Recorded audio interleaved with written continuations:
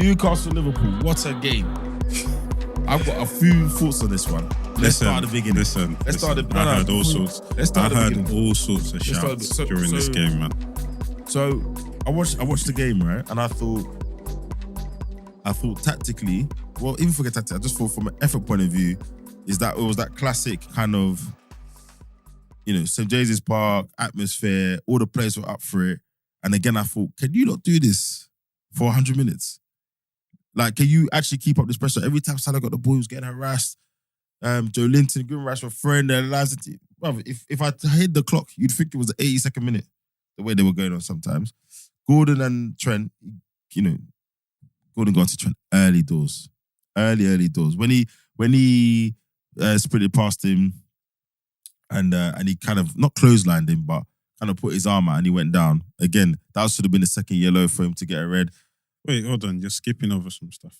Go on. You're skipping over some stuff. What am I skipping over? Number one. Yeah. This is not a typical game. This is not a typical Premier League game, right? I don't buy into all this that. This is the Newcastle Liverpools, the 4-3s. Yeah, but everyone weren't here. Let's dress it up properly. No, Asprillas in the box. Bro, most of the players that are playing don't even know about those games. They don't care. But They're not like us. They didn't watch it. They didn't watch it. But you think Eddie Howe didn't? You think Asprillas turned up? You think in the players' room that he's not coming to talk to them? Go ask Gimme Rise about it. He couldn't speak English a year ago. Dan Burn don't know about this? Okay, Dan Burn knows, but come on, man. It's not a typical game, but I understand what you're saying. In terms of their intensity, number one, that should have been a foul on Trent. Yep. Which one? When Gordon pushed him into the back. Gordon. Yeah. That's a foul. Gordon fouled him. Why don't refs ever give that? Stonewall foul. No, but just on that briefly, I see that happen so much and it's really dangerous. Refs never give anything for it, ever. When's the last time you saw a ref give a foul for that? You see players going out, the ball's going out, and I think because the ball's gone out and the whistle's gone or whatever, they see it as a bit of a free hit.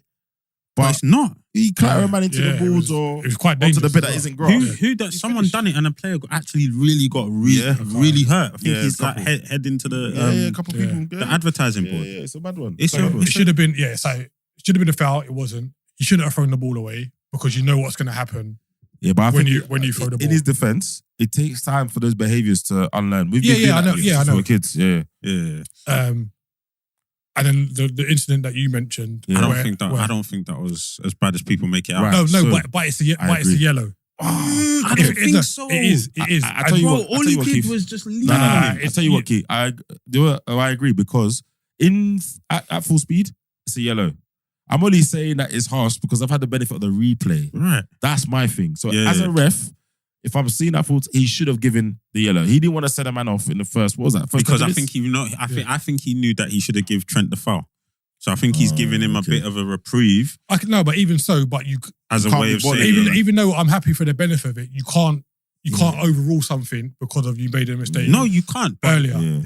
But for me, the issue is the FA have tried to clamp down on all this kind of players being petulant and whatnot, and they've kind of made a rod for their own back that the referees are paying the price for. And they're scared because and this is it. Like, because ultimately, if you take the two incidents in isolation, Trent should have been sent off. Yeah. But he wasn't because he'd been given him a yellow card that he shouldn't really have been given a yellow card for.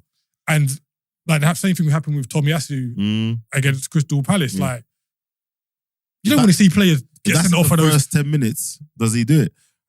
And to your point, I think, so the petulance thing, they're trying to break certain parts of the culture.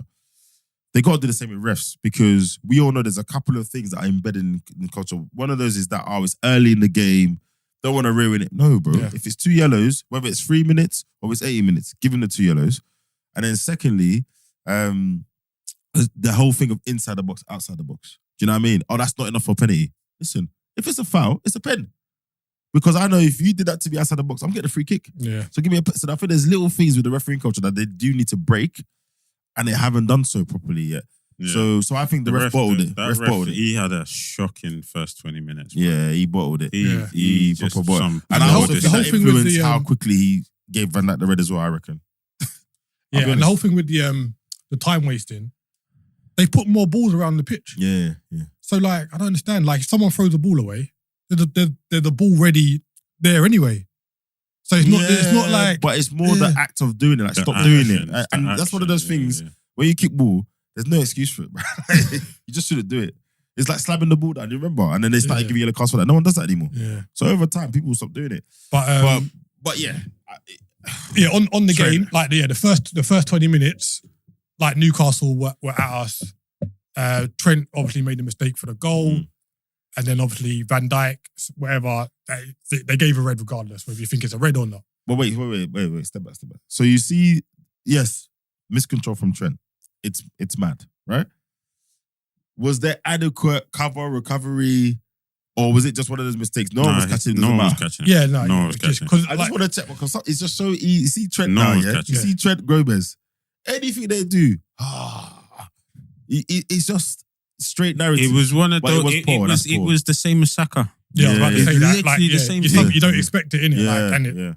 And it happened. And Gordon was just switched on. Same way Pereira was switched on. And when this happened after that period, it's just compounded. I thought when Van Dijk went off, I thought it was curtains. Like, I'm not even gonna lie. Yeah, I thought it was going to be a long day. I thought like freeze force. Which brings me to my point. I thought it was going to be a long day. Yeah. Which brings me to my point. Eddie Howe subs. They got arrogant. Bro. But hold on, just before we touch on that, listen, that red card happened and the sub. I was shocked. I was annoyed that it was Luis Diaz that went off. I would have taken Gakpo personally. Gomez on 4 at the back, 4-4-1, and just limit damage, right? Or just try and nick a goal out of it. Ah, man, the shouts I heard. But what I would say is that considering the bad 20 minutes that he had when Trent got the armband, it kind of raised his game a little bit. Like, it's like he forgot about the mistakes where last season you would have seen that it would have affected him all game. You would have been like, a mistake in the second half, a mistake there. Where granted, Gordon was still going at him, but he was like, right, I've got to stand off him. I can't really make the challenges. And he was still part of like the play, the build-up play. So he raised his level. Yeah, he raised his level after that. But I have noticed that, to your point, I have noticed just watching the socials and things that come out from Liverpool, even in his way he's carrying himself around the ground, like just in general, he just seems to like have really step up a notch, his maturity's up, his the way he's carrying himself. He's doing well. But I think we were lucky in terms of when Barnes got put through, when it's 2-on-1, he should have played it to Wilson, and it could have been 2-0. Like he took too many touches, got closed off. Obviously, but even though they had 11 men for 70 odd minutes, they didn't really create many chances. Like that, the shot that Almiron, that thing pushed onto the crossbar, Alisson. They weren't progressive enough. He had the chance that hit the post. Yeah. And even though Alisson made a record 7 saves in the game, they were all pop shots from distance that were quite comfortable. That save to push that shot onto the crossbar, best in the league, bro. Because at that point it's 2-0. I'm hearing, is he the best keeper that's ever been in the Prem? Nah, just off of that performance. No, but he's top 5. He's top 5 easily. I'm not disagreeing with that. I'm just saying to go straight to is he now the better? But you know the time we live in, bro. Was that the same person that told you lot should have gone for it at the back with 10 men? Anyway, but then my boy comes on. I'll let you talk 2 minutes. He makes a triple sub. He takes off the tormentor, Anthony Gordon, brings on Barnes. I know Barnes had a good impact, but he's been, he's Trent's on the yellow. He's been riding him all game. Like, keep him on, keep the pressure on. And again, it's not a 90-minute game anymore these days. There was enough stoppages. Van Dijk took a week to leave the pitch. This could easily have been a 100-minute game. He takes off Isak and brings on Wilson. I don't care what anyone says. That's not like for like. In terms of Isak didn't have a great game though. He didn't. He didn't have a great game. I was surprised at how quiet he was, to be honest. And then he takes off Tonali and brings on Longstaff. Yeah, I think that was the one. Because Tonali and Joe Linton, bruv. The legs on them two. Yeah, it's log, bruv. Bleep test business, bruv. Yeah. It is. I think they suffered for that change. I think he was feeling, Eddie Howe was feeling himself. I think Newcastle, he just assumed Newcastle were just going to stroll onto a win. Yeah. Because at that point, it's 1-0. Yeah, still 1-0. But we were slowly growing into the game. 5 days later, you bring on Núñez. And then before he scores, there's a ball from Elliott over the top to him that he slightly miscontrols. And it went backwards. And I was like, okay.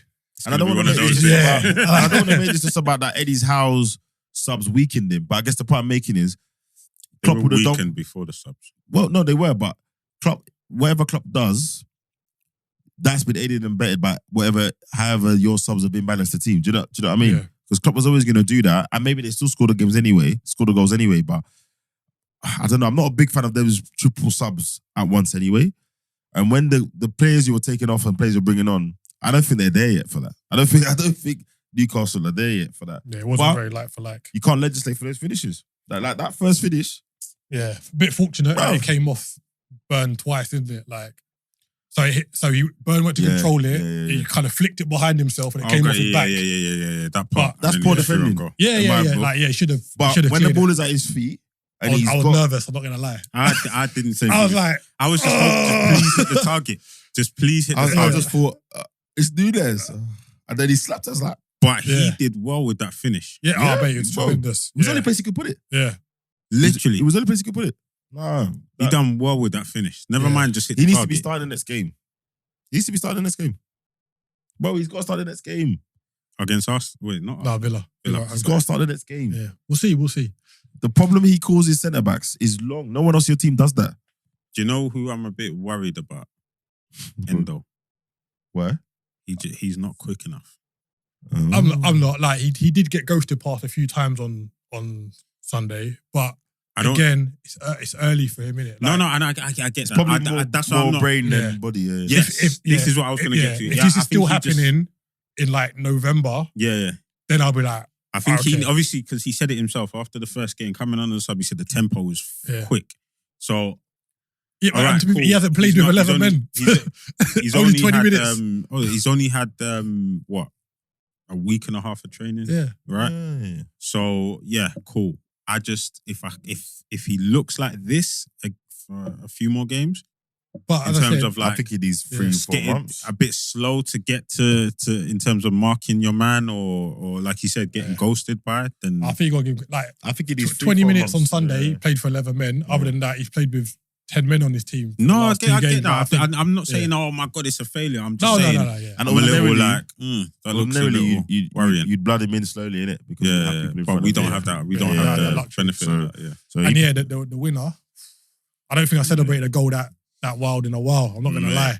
That finish was a bit odd. Did he go near post? I still can't work out from the different angles. No, he didn't. The keeper's right arm went up. Yeah. Oh, I thought he went, But it looks like he went near post, but I'm pretty sure the keeper's right arm. And the reason I'm asking because I think the keeper could have done better with that one. I think the keeper could have done better with that one. Great pass by Modo. Yeah. What are we saying? 160? Take it? No, you can't replace him. Who? Salah? Yeah, you can't. I'll take that. You look better, right? But they're saying even if we don't get 160 now, next summer something big will come either. I'll take it, man. They're saying the reason why I think it's too late now. Like the window closes on Friday, and they're saying the reason why they're throwing out 160 is because is it Etihad that are coming? Yeah. Next season, there's no guarantee that it'll be Etihad that gets him. It'll probably be. They're saying it'll probably be Al Hilal. Well, look. I think that kind of money now for 30, what is it? 31? 32? Trust me, if you lot got 160 million, you'd find someone to buy by Friday. Welcome, Lukaku. Moving on. Yeah, Burnley. Yeah. No, you lot will find someone. Who's a prime? You know who you lot would probably go buy? I can never say his name. The guy from Napoli. Oh, Kavicha. Yeah. Kvaratskhelia. Quickly. Give Napoli a quick 90. That's you. Yeah, but if they know you got 160, they're going to go hand the rest. Come on. Let's not. Well, let's not take them. Yeah, but if someone offers you that kind of money for both sides, especially with the wages is on. No, I not this year. No. If I'm Klopp, I don't want him, but want you to. But you can't 160 million. What he does, man. He's given us a goal involvement in his last 9 games, like in some capacity. Like you can't. 160 million. I know. That's crazy. I think that's crazy. I think I think FSG might be like, Jurgen. That's a lot of money, man. Yeah. That's a lot of money. I think, but to be honest, I think they've already started exploring. No, they should. Yeah. Like, They've probably already gone into the market. He's only got 2 years. Like, he's only got 2 years left. Yeah, and once you give someone their last big deal, and you know you're not going to give them another one. Yeah, you got. But big up. Quanso came on as well, man. He looked good. He had a good pre-season. Yeah. Obviously, we're short on centre backs now. If Konate is still injured next week, so we're saying Matip and Gomez and Quanso on the bench. That's what it'll be. Probably. If Matip's not injured, how old is he? 90 minutes. 18, 19. Like, wow, he's young. But you coming to the game at St James's Park? But he done really well, man. Like through pre-season, there's been a lot of talk about him. Nice, good to see. Good to see.